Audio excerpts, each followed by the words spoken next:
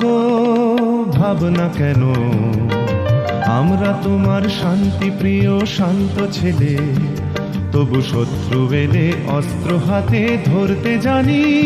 তোমার ভয় নেই মায়া, আমরা প্রতিবাদ করতে জানি।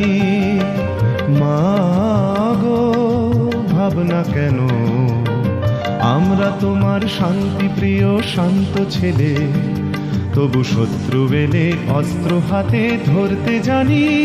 তোমার ভয় নেই মায়া, আমরা প্রতিবাদ করতে জানি।